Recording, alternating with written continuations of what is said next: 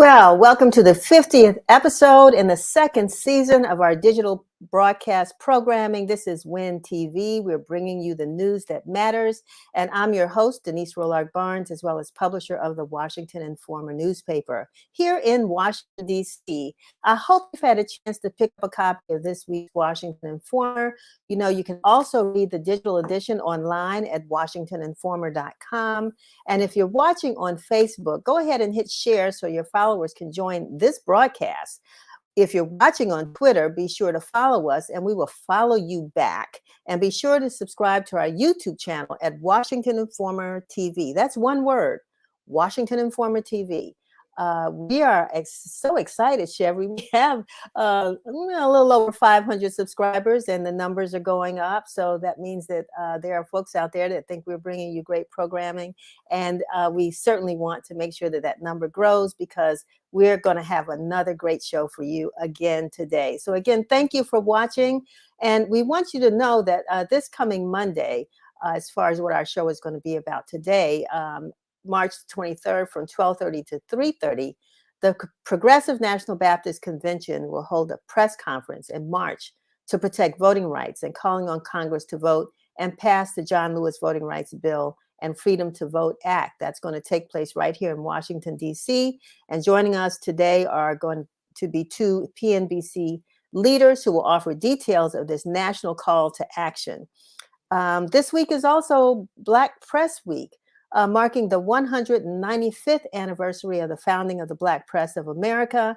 And we're so honored to have with us on our show today, Dr. Clint C. Wilson II, who is a retired professor of journalism at Howard University School of Communications and author of several books about the history of the Black press. And he will join us to talk about the future of the Black press as well. And we also welcome LaTanya Brooks, an author and educator who's written books to inspire young minds. And one of her books celebrates the accomplishments of Black women leaders, while another inspires children of all ages to pursue STEM careers. So we're looking forward to speaking with her as we continue our celebration of Women's History Month.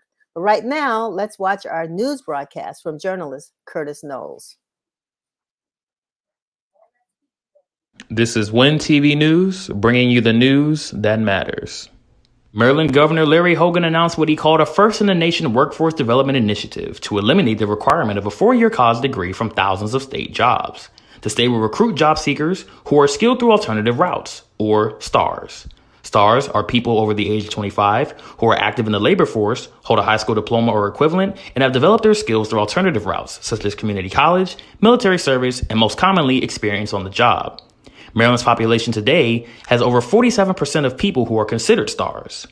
Governor Hogan said, "Through these efforts we are launching today, we are ensuring that qualified, non-degree candidates are regularly being considered for these career-changing opportunities."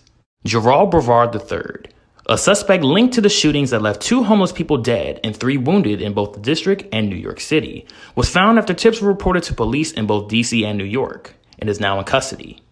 New York City Mayor Eric Andrews and D.C. Mayor Muriel Bowser held a joint news conference to ask for the public's help. The arrest came just a day after police departments in both cities published flyers with a photo of the suspect, telling vulnerable residents to seek shelter. Prince George's County Executive Angela Alsobrooks released a proposed budget on Tuesday, with no property tax increase and the goal to fund essential services to preserve the environment, boost economic development, and public safety. The county's biggest expenditure would be in the public school system, designated at $2.6 billion. The summary also shows that the police department's budget at $360 million, a 7% increase from the current budget. Brooks said, "Looking at our 2023 budget, we are confident that our county can continue responsibly making progress to benefit our residents." The U.S. Senate unanimously approved the proposal on Tuesday to make daylight savings time permanent. The measure still needs to be passed by the House and signed by President Biden to become law. If passed, it would also mean that people will lose an hour of daylight in the mornings between November and February. The Sunshine Protection Act, however, will not be implemented until November 2023 due to requests from the transportation industry, which is already scheduled for the existing time and say that they need more time to accommodate a permanent adjustment. This is Curtis Knowles with WIN TV News. Thank you, Curtis. You know, we're talking about daylight savings times, and now that the time has changed, and I'm trying to wonder what it will be like when we no longer have daylight savings times. You know, we're one of many states, not every state actually changes its time at the same time we do every year. They don't do it at all. And so they're accustomed to not having that change that some say, you know, affects us physically, affects us mentally. I don't really know, but it'll be interesting if this law does pass, if President Biden does sign it, how it's going to change our lives. And, you know, we are going to have some gentlemen on right now when it comes to us getting back into those congregations again that may have some thoughts about that as well. But that's not why they're here to talk to us. But we have joining us right now our Reverend George Gilbert Jr. of Holy Trinity United Baptist Church right here in Washington, D.C., a native son over in Northeast who's been so active, not only in the pulpit, but also in the streets, making sure that folks understand the issues that impact our community. Reverend Gilbert, thank you for joining us. Thank you and hello. And also happy to bring the Honorable Reverend Dr. David Peoples, who's the senior pastor of Jabez Missionary Baptist Church in Lexington, Kentucky. And now PMBC's new president, Reverend Peoples, thank you so very much for joining us. Thank you. Good to be with you. So last year, PMBC, well, first of all, I want you to give us some history because, you know, a lot of folks know that this was one of the organizations that Dr. King was a founder of. And also, this is your 60th anniversary. And last year, sadly, the organization suffered the untimely death of your past president, Reverend Timothy Stewart, the 21st president and also the first to serve from the international region. He was from the Bahamas. So talk to us a little bit about the history of PMBC. And I'll start with you, Reverend Peoples. Well, thank you. The Progressive National Baptist Convention was founded in 1961 at Zion Baptist Church in Cincinnati, Ohio, on the leadership of Dr. L. Vencho Booth, who's the founding leader, along with other 33, a total of 33 delegates. It was organized on one vote, majority.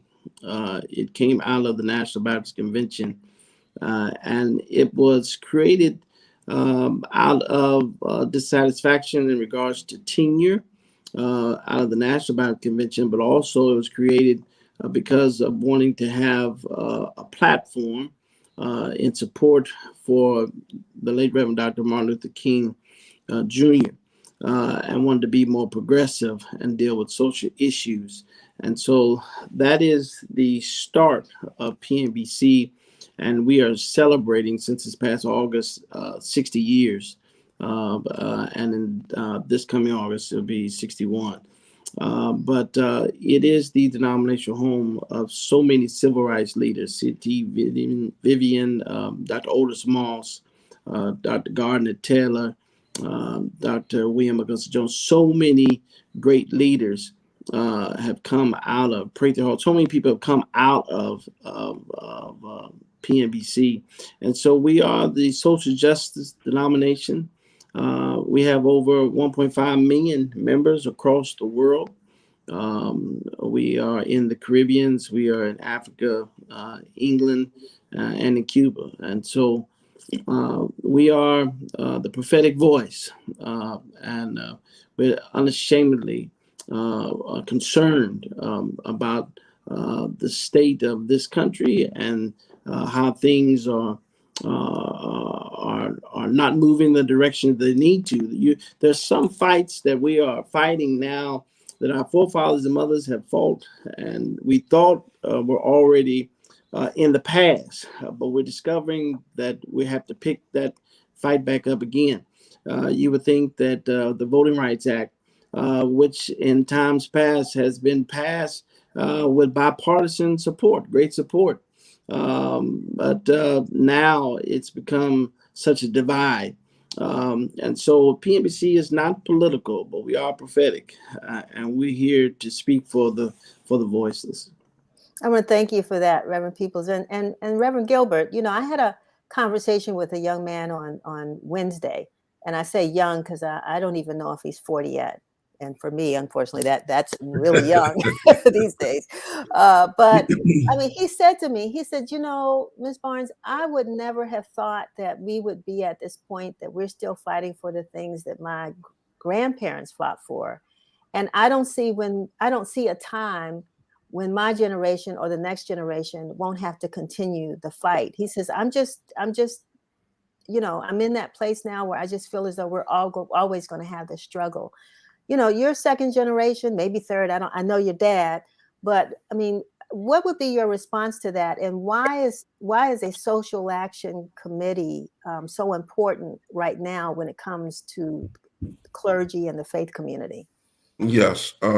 First, I want to thank you for the opportunity to be here. But to answer your question, I think that we have to understand that the Black church and a social justice commission is formed to raise the moral consciousness of a historical sick society that we live in. It needs a cure, and we have to denounce the systematic system of racism through its laws and through the country's actions. We like to say that the Black church, through the history and through the lives of descendants of slaves, are the authentic representation of Jesus Christ. If you look at where we've come and how we've handled the atrocities that have gone against us and how we have survived and in some instances still conquered, we are an authentic representation of the Bible, representation of Jesus and his love and forgiveness.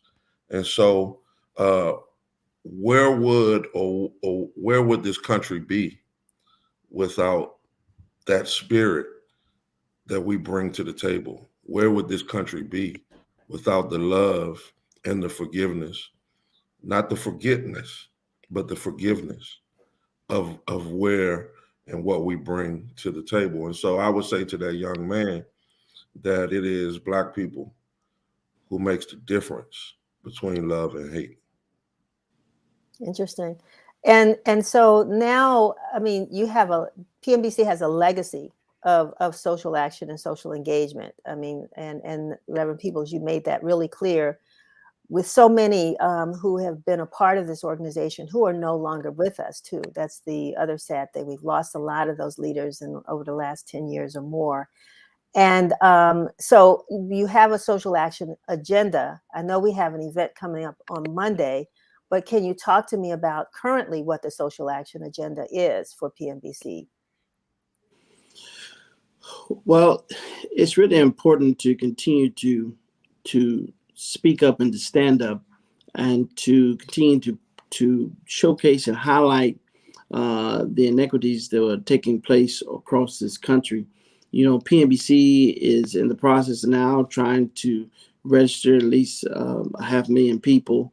We are going around the country trying to educate and inform people what are the current laws in regards to voting all across this country. We've seen, like with SB1 and others, this peeling back, trying to make it harder for people to vote. And so as we push those who are in political power and congressional leadership, as we push them to do the right thing and to make it easier and for ones to vote, we had to educate because laws have been passed across the country in the states.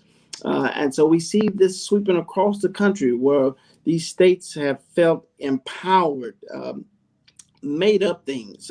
There's no proof of any real voting fraud or anything like that there, but there is a strategic plan to do everything possible to make sure that there's a suppression of voters, in particular Black and brown voters and those who don't have the resources. Just in Texas, we see with the SB1, we see where about 30% of voters who normally have voted for years have had no problems. So about 30% of the ballots were rejected because people did not fill it out correctly, or there was some new instructions. And so we had to educate people, let people know what are the laws.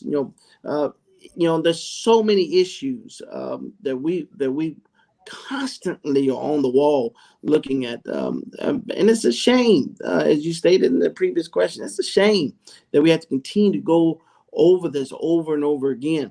But it's our job.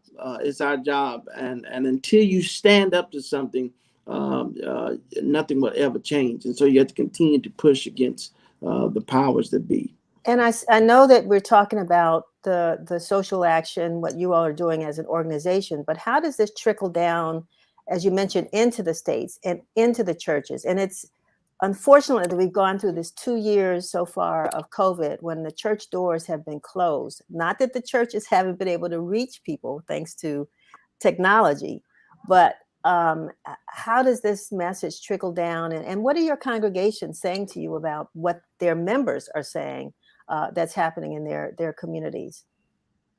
Is there some kind of documenting you're doing, research that you're doing, or anything you're doing that just really sort of documents what's happening?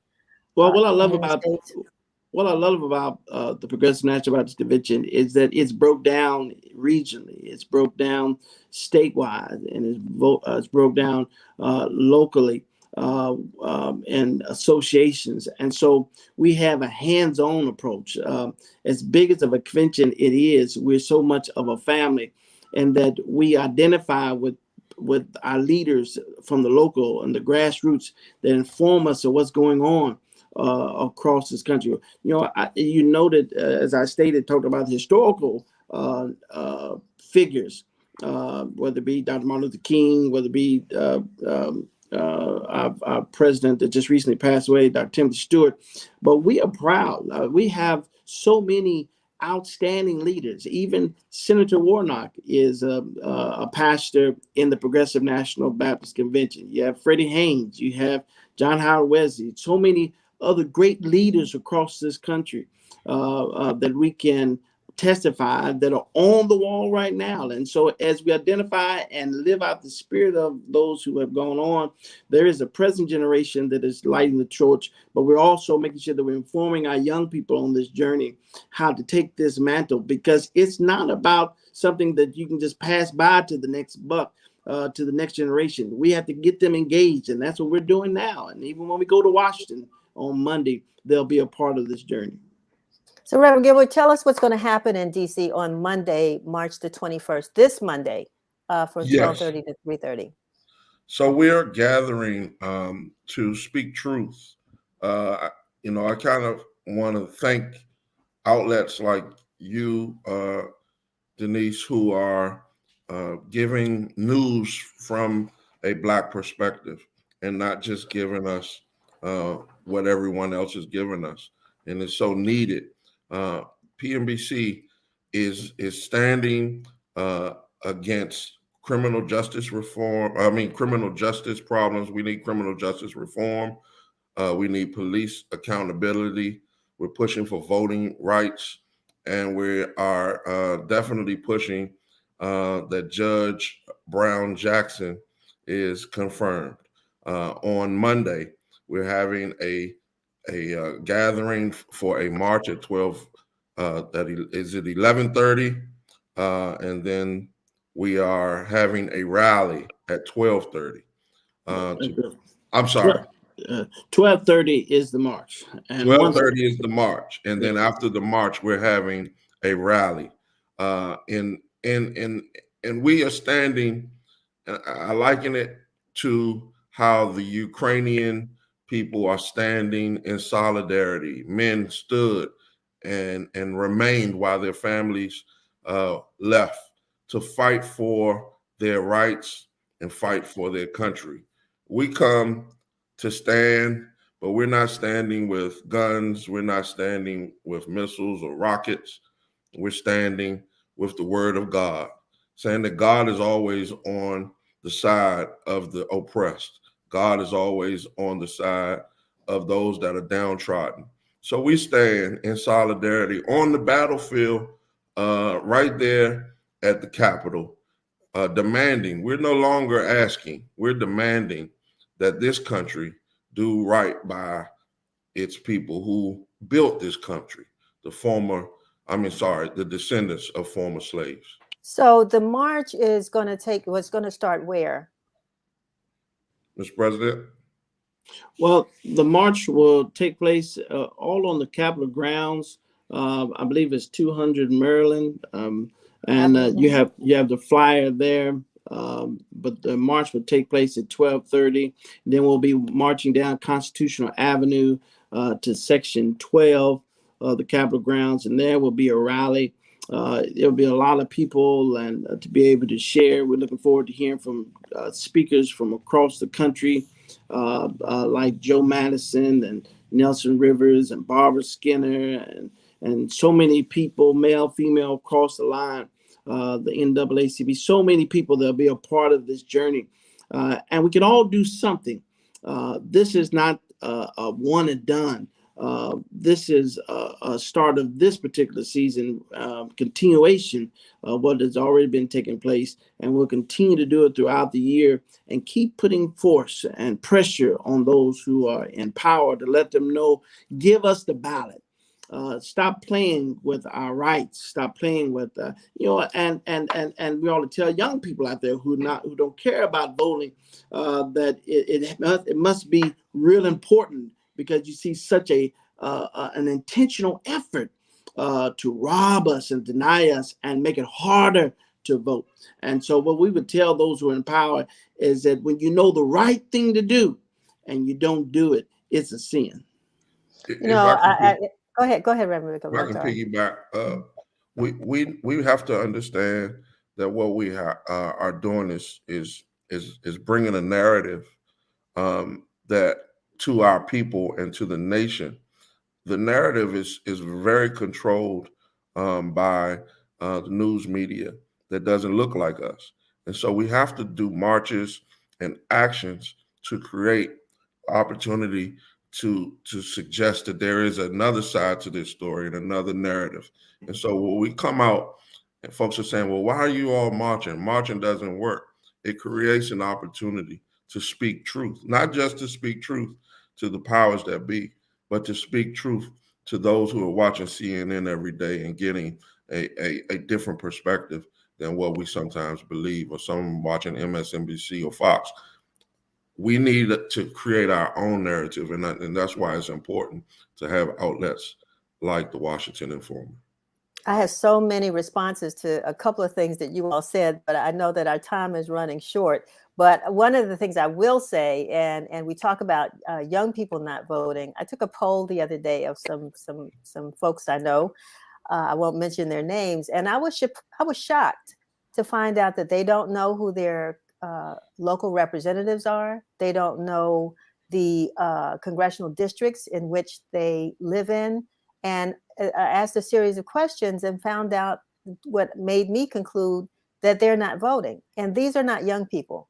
So I think, one of the things we need to be clear on, and I'm now moving into guest as opposed to host, but, just making sure that we don't ostracize young people to say you all aren't. We've got a very active group of young folks, I think, out there that understand the mission. It's those of us who have not, never, walked away, that we need to kind of get back into the fold and say, you got to get involved. It showed up in the census, it's showing up in voting, and in a lot of different places. I also say that on Monday, it's going to be live down at the Capitol, because I understand there are several women's groups that are coming to the Supreme Court to support the nomination of Judge Brown. So it's going to be, I hope, a great day, I think, for action in Washington, D.C. on behalf of Black folks and Black issues. If people want to know more about the march, how they can participate, where would they go, or who would they call? Well, let me say that we support the nominee, Judge Jackson, as well, and we'll be there to speak on that as well. It's important to have a different lens in regards to justice and how it affects the community. But you can go to Progressive National Baptist Convention's website. You can go to our Facebook or any other one of our platforms. You can go to PNBC's website and find out more information in regards to the events that are going on Monday and throughout the rest of the year. We want Can you everyone give me that website again? It's PNBC. PNBC. You pull it back up, Progressive National Baptist Convention. If you click on it and you just go to our website, and there you'll find more information. And then also, if you're on Facebook, you can find the Progressive National Baptist Convention as well. That's pnbc.org. Thank you so much, Reverend Gilbert, and thank you, Reverend Peoples. You know, I want you both to know that you have a home here at WIN TV. If there's anything we can do, to make sure we help to amplify the message and the work of your organization, feel free to reach out, and we will be there on Monday. The Washington Informer will be there on Monday to cover the march and the press conference and the rally.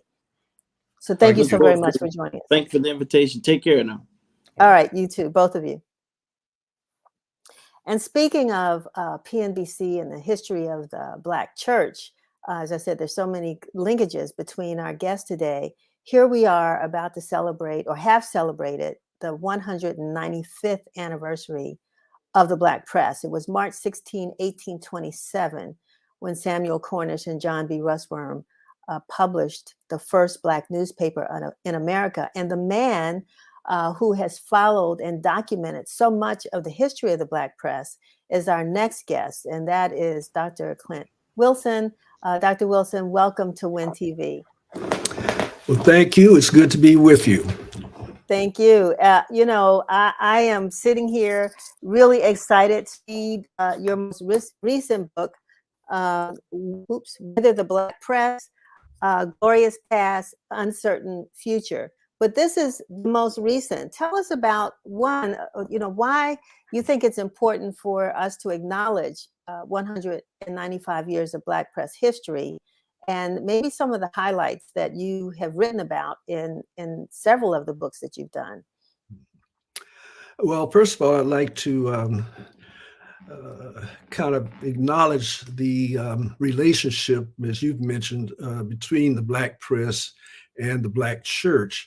And so it's very appropriate that we would have members of the clergy on today's program. Freedom's Journal, as you mentioned, started on March 16th, 1827. We're just 2 days removed from the 195th anniversary. But I would like to call your attention to the fact that the very first issue of Freedom's Journal carried a byline under the heading Freedom's Journal, and it was a quotation taken from the Bible. And that motto, if you will, of Freedom's Journal was taken from Proverbs 14, verse 34. Righteousness exalteth a nation, but sin is a reproach to any people.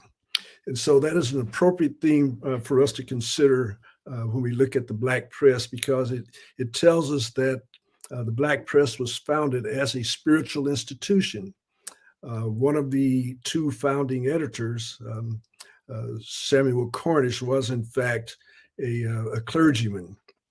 And among the several individuals who formed a committee to discuss the founding of the paper, at least 4 or 5 of them were clergymen. So that has been intertwined with the Black press from the beginning, that this is a cause, as they wrote, for the common good of all people of African descent. They were not only concerned about the discriminatory issues that they confronted as free Black men, but they were also concerned about those who were enslaved. And that tradition, that relationship exists to this day, as we're just now talking about. There's a symbiotic relationship between the Black press and the church that you don't find, in the so-called mainstream press. And that sets us apart. This is why the Black press will always be with us as long as injustice exists for Black people in this country.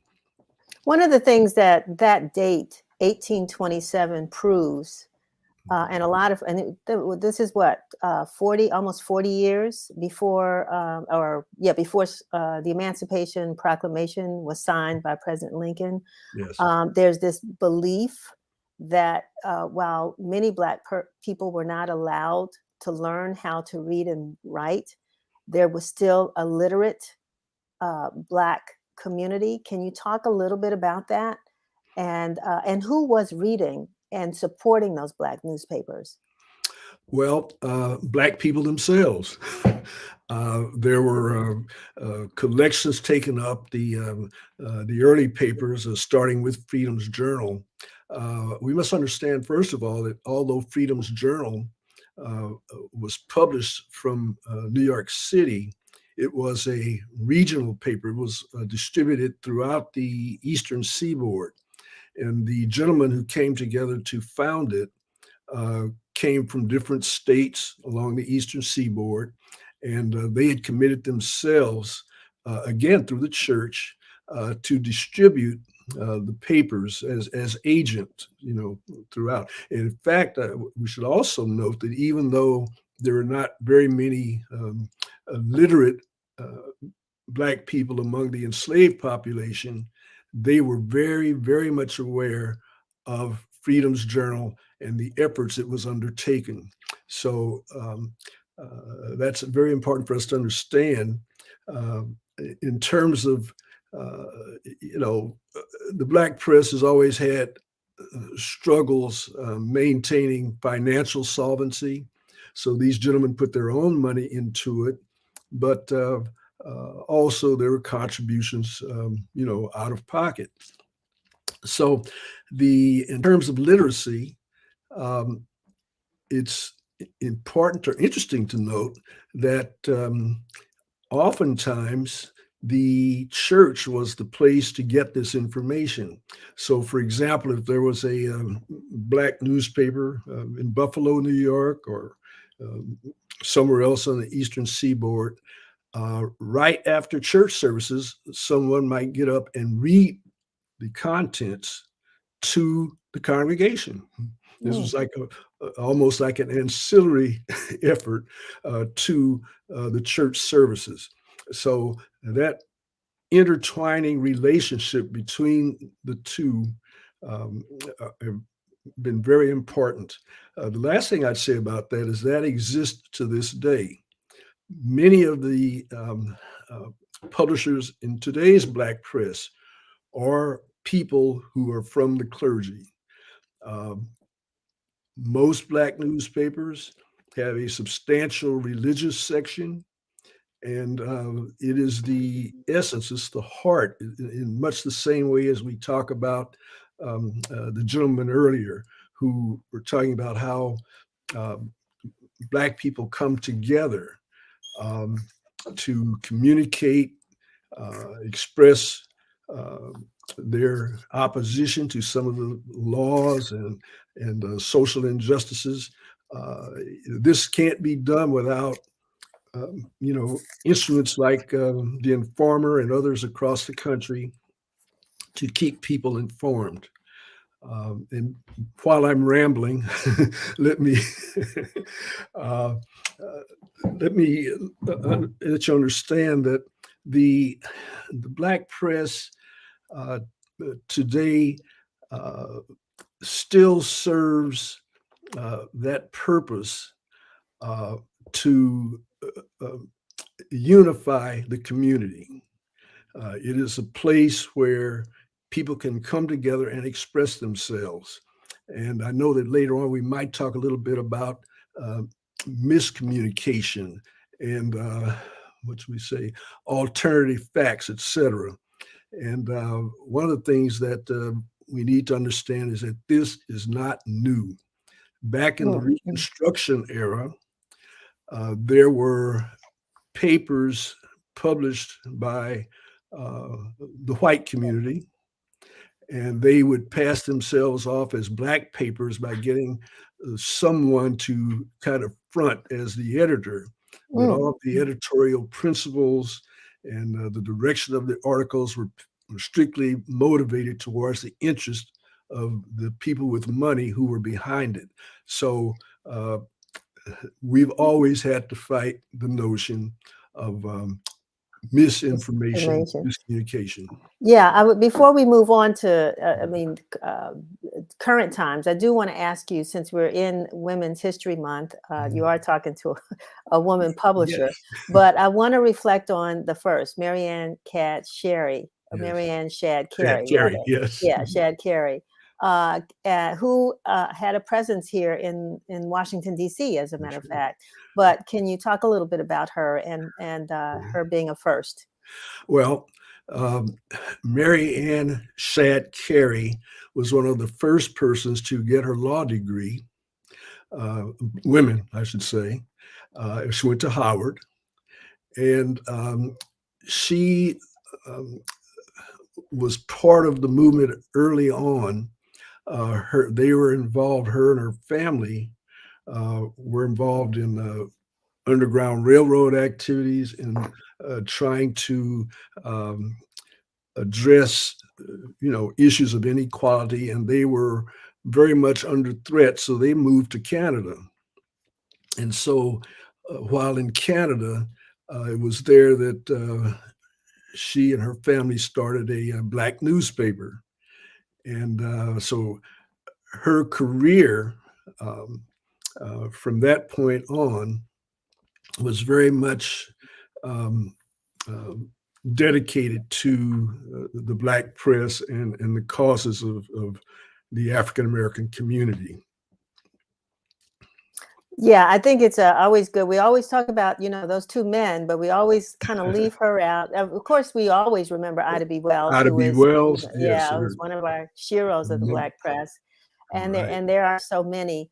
But going now to, where we are today, because it's interesting, your book talked about glorious past, uncertain future. And when you wrote that title, what were you thinking about the uncertain future? How do you define that? That is that the Black press has faced many challenges over the years. Financial, of course, but also, some papers have been destroyed by the communities in which they exist. And that happened to Ida B. Wells in Memphis. She barely escaped with her life. And in fact, it was the lynching of one of the prominent businessmen in Memphis who had a very successful business, and there were those who were jealous. I guess is the only way I can put it. And much as you saw in Tulsa and other places, they just decided they would run him out of town, and they lynched him. And that's what set her off on this crusade against lynching. And it's funny, after all these years, I hate to cut you off, Dr. Wilson, but it's just, last week, we finally had the anti-lynching bill passed by the House and signed by President Biden. That's been over 100 years now? Oh, yes. Very slow. And I'm always appalled. I remember when I met John Hope Franklin, and he was talking about I didn't even know he was from Tulsa at that point, and that his family was very much a victim of that. And yet there are people who live, talking about communication, there are people who live in Tulsa today, even Black people, who have no knowledge of that, massacre that took place, 100 years ago. How can that be? There's a communications issue. And that, again, speaks to, as one of your previous guests said, speaks to the whole notion of who's telling the story. And it's important that we tell our own story. But back to your original question, which is the matter of the uncertain future. And that has to do with, again, the economic thing. It is very difficult and you would know this better than most, very difficult in today's economic environment with a changing scenario of communications media. You've got social media out there spreading their thing, Twitter, Facebook, TikTok, all those kinds of things, with varying degrees of accuracy and truth. And yet that as media have moved into becoming a more technological phenomenon, which necessitates heavy investments in new technology, and to have trained staff who can navigate those forums. The Black press has found it generally difficult to keep up that pace, and so I'm proud of the fact that there have been a number of major Black newspapers who have gone online, who are doing social services things digitally. They're having forums on Zoom and those kinds of things, and things that deal with health and welfare and employment and education.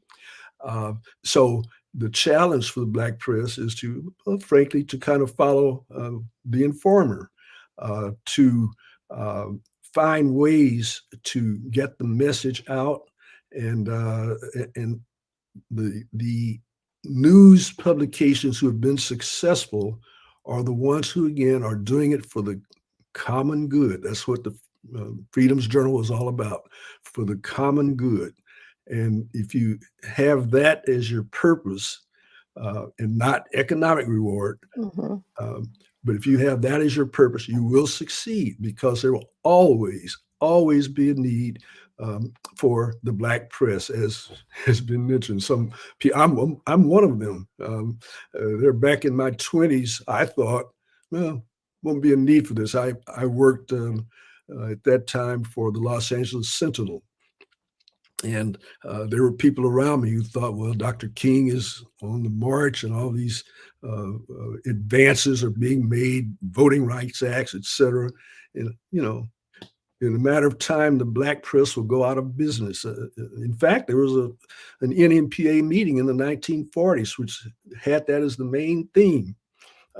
Is it our job to put ourselves out of business? Just think about that. Wow, that's amazing. It's Yeah.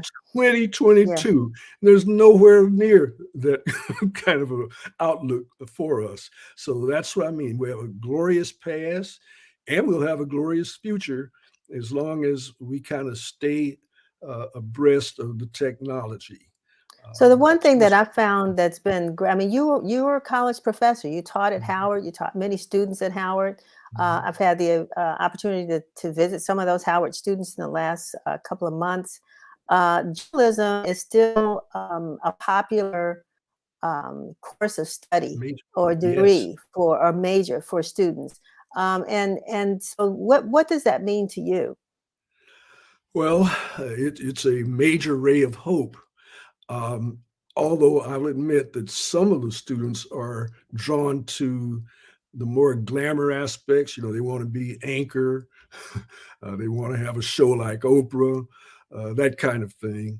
But still, there are many of them who are focused on the larger role and the impact that one can have on our community through journalism. One of my mentees, Ta-Nehisi Coates, is an example of that.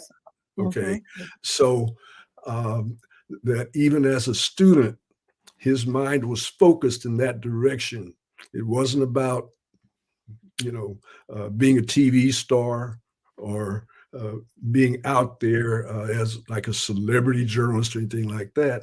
It was about the deep philosophical and moral questions that face the Black community. And so that's why I'm glad to see students still go in that direction, whatever their motivation, because everybody's not going to be Oprah, but everyone has a chance to play a role in keeping our community informed. You know, people ask me often, how long do you think you'll continue to publish a newspaper? And Mhm, just like I'm so happy that you mentioned the Informer in your recent book, in the mhm, chapter "Not Dead, Just Gone to Another Place." mhm. But what is your prognosis of the Black press as far as I mean, I think you've talked about it a little bit, but Mhm. we're all trying to figure out how long print will Yeah. last. Well, um, I think there'll always be a need for the printed word because of the permanence. Um, but in terms of disseminating valuable information to the masses of people of color, it's probably going to be more in the electronic format. And so it's important that we do that. But print is important because of its permanence. You know, I can go back at the Moreland Spingarn Center at Howard University, and I can actually, we actually have bound volumes of all the issues of Freedom's Journal. That's that's invaluable. Priceless. Okay, Right, exactly. and it's a lesson in itself, and so that's one of the things that we want students to learn. That they need to understand the roots of journalistic communication and to see themselves in it. I mentioned like Ta-Nehisi saw clearly what that is, and have been a number of others, some less heralded. I've got a former student who's a deputy managing editor of the Los Angeles Times, Wow. and they are bringing that to their work and starting to from within to transform these so-called mainstream media. But mainstream media are never going to approach the issues of Black America because that's not what they're designed for. Well, I want to, since you mentioned Howard University's Moreland Spingarn Research Center, give them a shout out because they did just get that, I think, $2 million Great. grant to Yes. digitize their Black press archives. And a lot of the Black newspapers, including the Washington Informer, are part of that archives. And Great. so that we're really excited about that. Dr. Wilson, I want to thank you so much for joining us. I'm just wondering anything that I did not ask you that you wanted to share with us in this last minute or two of our program. Well, you noted the name of that last chapter about not dead, but just moved to another place. And I should say that other place is a better place. uh, and that when we experience change in our media, remember the white media have undergone many of the same changes for some of the same reasons. The cost of newsprint has gone up tremendously. The cost of labor, cost of distribution, every aspect we're facing rising costs everywhere. But the essence is we have to address the common good of our people, and our people will support us as long as we're working for them. And I might say in conjunction with the church, because that's where the essence of our community is. That's the spiritual essence of communication among Black people. And lastly, do we have any more books coming out of the off the desk of Dr. Clint Wilson? Perhaps. Maybe we might even move into some video things, but we will see. Wonderful. Yeah. Dr. Wilson, thank you so very much for being with us as we celebrate this 195th anniversary of the Black press. And thank you for all you've done to make sure that our story of the Black press continues to be told. So we Okay. Well, appreciate thank you. Thank you for having me. All Enjoy it. righty. Thank you. Have a good one. Okay. Yeah, so if you haven't gotten it and you're really interested and you're just a history wonk like me, make sure you get Dr. Clint C. Wilson II's book, Whither the Black Press. As I said, Glorious Past, Uncertain Futures. Really well written, well documented story about institution that's been with us for 195 years. And there are others. If you look for his name, you'll see other publications that he's written as well. And so we are so grateful to have had him with us. And so we want to flip now to our Women's History Month segment. And we welcome to WIN TV our guest, Latanya Brooks, also an author and a storyteller. And Sherry told me, Latanya, to make sure you unmute yourself so that when you start talking, we can hear you. Okay, I just did. Great. So you've written a book called Brown Like Me, and tell us about this road to being an author and publisher, and what the book is about. Okay, so there are actually 2 books that are very similar. This is A Brown Girl Like Me, Mm-hmm. and it is a journey through her story instead of history. Okay. And the companion book is for an older audience. So this is These Shoulders I Stand On. Wow. And that's a picture of my daughter. Okay, beautiful. So I dedicated the book to her. Uh-huh. So I initially started writing books to inspire kids to pursue STEM-related careers. I was looking at the stats, and I'm looking at how the world is changing and how technology is impacting the world. I teach in pre-K through 8. So I always talk to my students about the future while I'm teaching them so that they can take control of their education, but we can make sure that their learning is intentional. So we talk about careers that used to be that no longer exist. Mm-hmm. And then we start talking about these careers that exist now that are going to be sustainable in the future. So we also go over what makes a career sustainable. And so when I was looking at the stats of African American and Latinas in the field of STEM, as far as doctors, just all fields, engineering, and the list goes on. But when I was looking at the numbers, I was pretty perplexed because women make up about 50% of the workforce, but we only make up about maybe 24-25% of STEM related careers. Mm-hmm. And then when you look at Black women, we're at 3%, and Latinas are at, I think, somewhere between 5 and 7%. And so, but Blacks in general are not in these fields. And I don't push my kids, I inspire them. So if there's something else they want to do, if there's another path they want to follow, I support them in everything I do. I also support them in entrepreneurship. I think that's a big step we have to take in claiming our space in the world, where we talk about oppression, but we need to become leaders and we need to bring up our community. So I think entrepreneurship is also an excellent way to do that. Let's go back to STEM though, because to me that's that's a word, science, technology, engineering, and math, right? Yes. And that, like you said, it encompasses so much.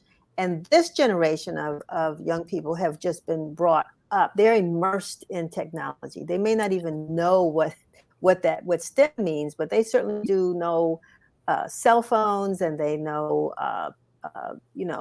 apps, and they know the video games and all of that. Yep. That's their world. They don't even watch television anymore because they know how to stream and use all these other applications that are just part of life for them. Yes. So how do you translate that into career opportunities? How do you help them to understand that you are not just a consumer of this, but now you can be an entrepreneur or a producer of this technology? Okay, so right now we are creating video games. Okay. And so I am telling my students, okay, so when you play a video game, what makes it exciting?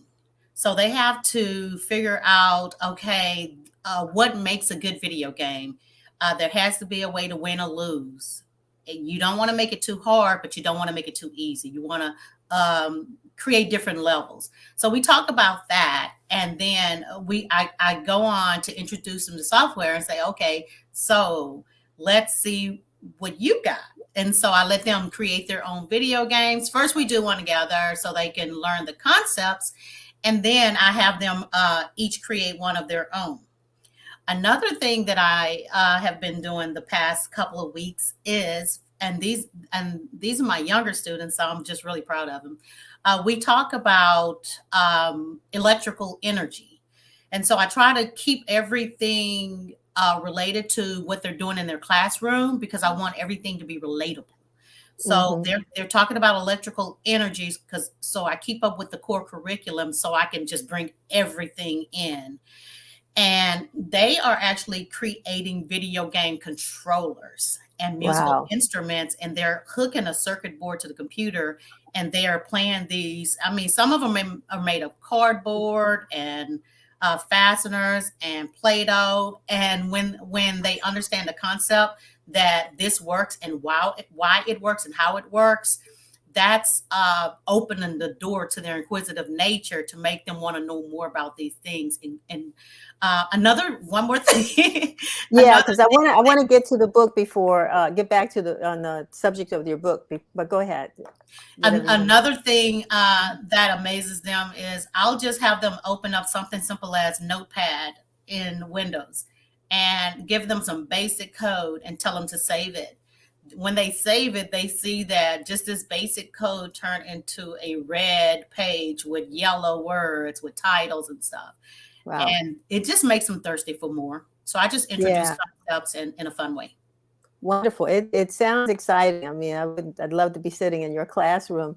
But with your two books, particularly the one, These Shoulders I Stand On, how did you pick? Well, tell us. The book is about, I guess, women that you selected to recognize. And since we're in Women's History Month, I want to know, how did you choose these women to write about? I chose some of them on my own. This was originally supposed to be just a few poems that I was writing because I was so inspired by the influx of women that were running for Congress and Senate in 2020 and the election of Kamala Harris. So I started asking for suggestions. So some of the students at my school gave me some suggestions. They threw some names out there, and some of my colleagues, friends. I was just asking everybody for suggestions because I wanted a well-rounded book that highlighted the successes of different women. So some of the women are abolitionists, some are activists, some are, one is Oprah Winfrey. We have Maya Angelou, who spoke to the world through poetry. I have Simone Biles. So I wanted somebody that anybody could relate. I wanted a book, that had enough different characters that when someone is reading it, when one of my readers or one of my kids is reading A Brown Girl Like Me, that they could see themselves in somebody in my book and want to learn more about that person.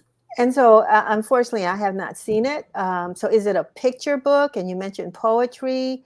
What's in it? Okay, so A Brown Girl Like Me is really similar to These Shoulders I Stand On.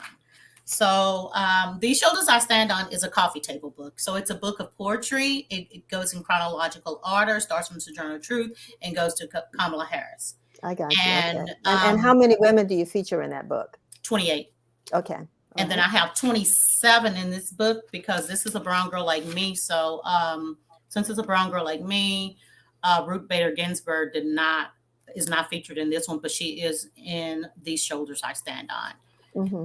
So the children's book has more of a storyline where she actually meets a fairy guide that takes her back. It takes her to the 1800s. And so she just goes on a journey and marking her passport as she learns more and more. It starts off here where she's, and she ends up morphing into the TV, and that's where the story begins. Oh, that's cool. She ends up in the 1800s. Right. No, that sounds like a movie, actually. or a kids show as well. How can people get copies of the book?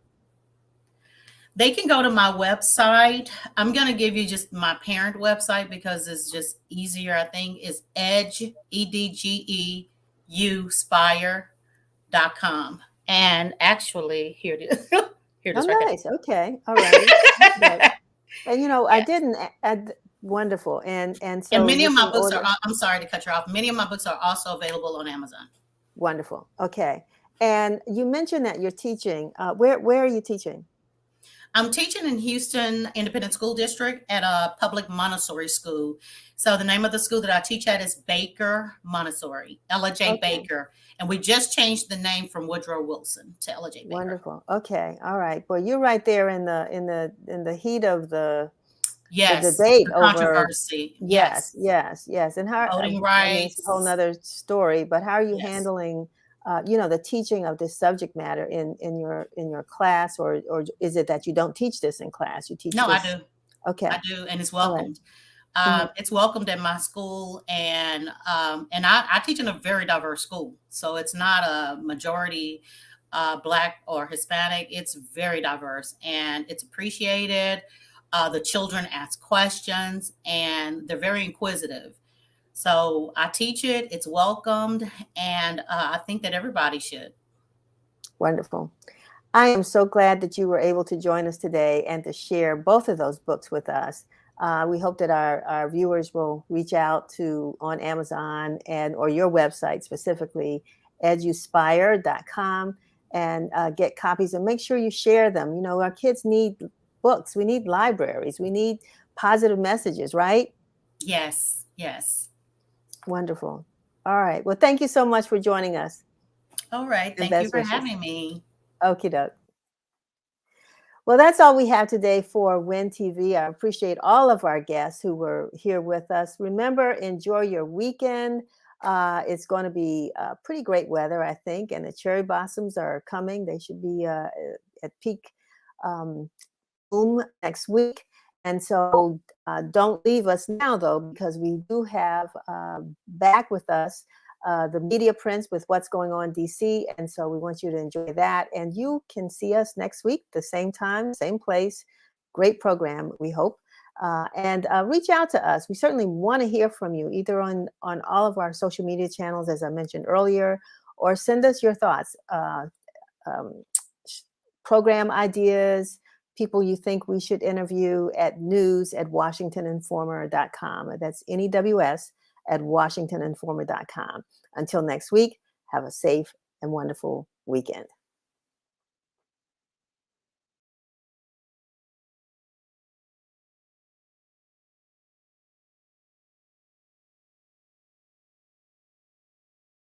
Hey, we are back for another epic season. And y'all know the drill. It's more DMV greatness, more DMV litness, and just plain old DMV everything.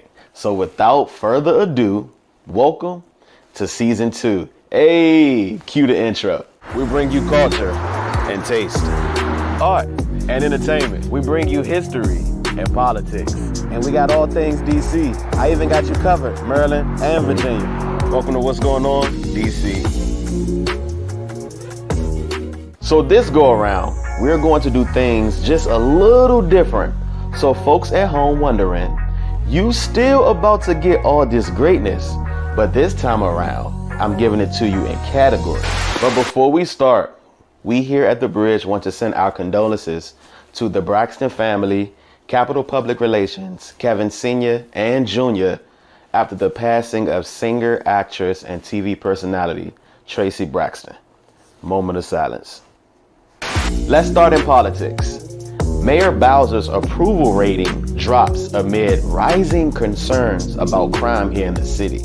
Now let's switch to Maryland. Governor Hogan and Maryland legislators agreed to suspend Maryland gas tax for 30 days. Let's move on over to sports. The Commanders offered 5 first-round picks for Russell Wilson. Steph Curry rocks DC's own The Museum's fashions. Take a look.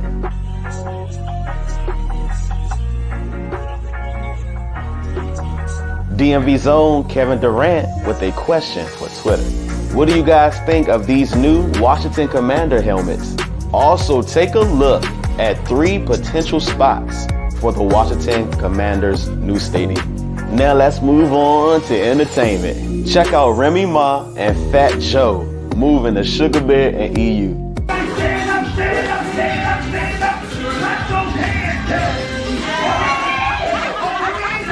Check out the new trailer for Love and Marriage DC coming soon, starring Monique Samuels and DJ Quicksilver.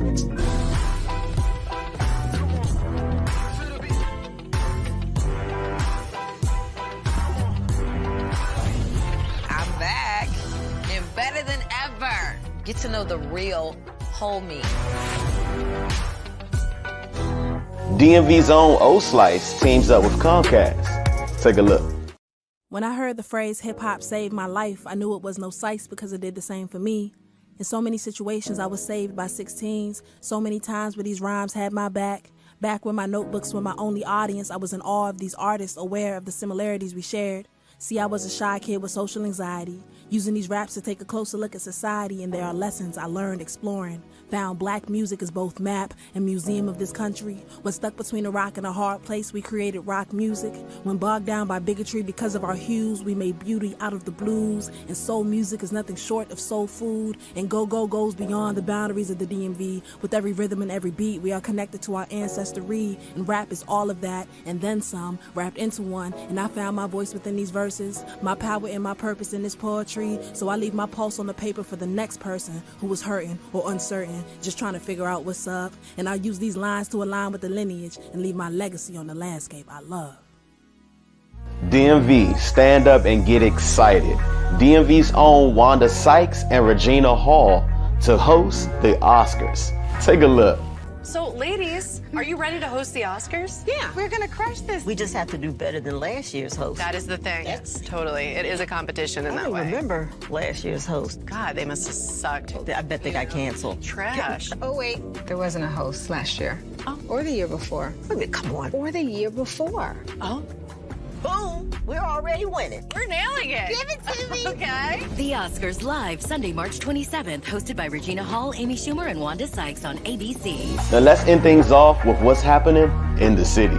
Made in the DMV announces the MADE Conference coming April 9th. They have also teamed up with Broccoli City to bring more DMV artists and DJs to the festival. It's called Organic Choice. Head over to their Instagram now for all the details. Well, it's been real. I am so excited to be back. And from the views going up, I can tell y'all miss us. So until next week, we out. We love you for watching. Peace.